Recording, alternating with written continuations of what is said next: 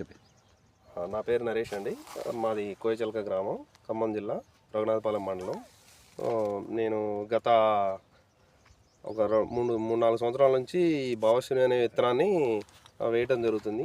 నాకైతే కొంచెం మంచిగా అనిపించింది, బాగా కాస్తుంది, అధిక దిగుబడి కూడా బాగా వస్తుంది. ఇది చూడండి, మంచిగా కాయ కూడా దగ్గర ఉంటుంది. కొంచెం అంతా కాయ కూడా జంప్ ఉండి బాగుంటుంది. నేను 2 సంవత్సరాల నుంచి ఇదే విత్తనం వేస్తున్నాను, బాగుంటుంది. చెట్టు ఎదిగిందండి? బాగా ఎదిగింది, మంచిగా ఉంటుంది. ఓకే. సెకండ్ స్టెప్ కూడా వచ్చింది చూడండి. కాబట్టి మళ్ళీ ఒక స్టెప్ అయిపోయి ఇంకో స్టెప్ కూడా వచ్చింది మళ్ళీ. నాకైతే బాగా నచ్చింది. ఇది పచ్చికాయ కూడా పైన చాలా బాగుంది. ఈ చెట్టు ప్రతి చెట్టు అంతే ఉంది. ఒక చెట్టుకు ఉంది, ఒక చెట్టు లేదని కాదు, ప్రతి చెట్టుకుంది, బాగుంది.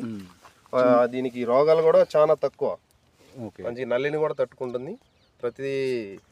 ప్రతి ఏది రోగం వచ్చినా కానీ బాగా తట్టుకుంటుంది. ఇది చెట్టు కూడా మంచి క్వాలిటీగా ఉందండి. క్వాలిటీ బాగుంది, ఆకు కూడా మంచి నీట్గా ఉంది. రైతు వారికి అయితే అందరూ ఇదైతే కొంచెం ఎక్కువ దిగుబడి వస్తుంది, దీన్ని వేసుకోవచ్చు, బాగుంటుంది. పెట్టుబడి తక్కువ. ఇప్పుడున్న రోజుల్లో అయితే నల్లి ప్రభావం బాగుంది కాబట్టి చూడరు. కాబట్టి అయినా నల్లి ఉన్నా కానీ ఇంత కాపంటే ఇంకా గ్రేట్ అనుకోవాలి.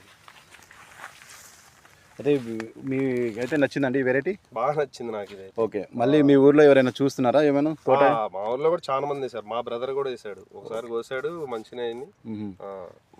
మా సొంత అన్నయ్య వేసాడు. ఇది పోయిన సంవత్సరం కూడా వేసాను ఇది, అందుకనే మళ్ళీ ఇదే తీసుకున్నాను. వేరే రైతులు ఏమైనా సజెషన్ చేస్తారా మరి? వేసుకోవచ్చా? వేసుకోవచ్చు, ప్రతి రైతు వేసుకోవచ్చు అంటారు. వేసుకోదగ్గ విత్తనం బాగుంటుంది, మంచిగా ఉంటుంది. పెట్టుబడి తక్కువ, ఎక్కువ దిగుబడి వస్తుంది. ఓకే. ఇంకా మీ రైతులకి ఏమైనా సూచనలు ఇవ్వగలరా? అందరికీ తెలిసిందే, ఇక ఎక్కువ దిగుబడి కావాలనుకున్న వాళ్ళు భావశ్రీ అనే విత్తనాన్ని వేసుకోవడం మంచిది. చాలా తక్కువ పెట్టుబడితోనే ఎక్కువ లాభాలు వస్తాయి. అది. ఓకే రైతు సోదరులారా, మీకు ఈ భావశ్రీ అనే విత్తనం కావాలంటే ఈ కింద స్క్రోల్ అవుతున్న నెంబర్కి కాల్ చేయండి.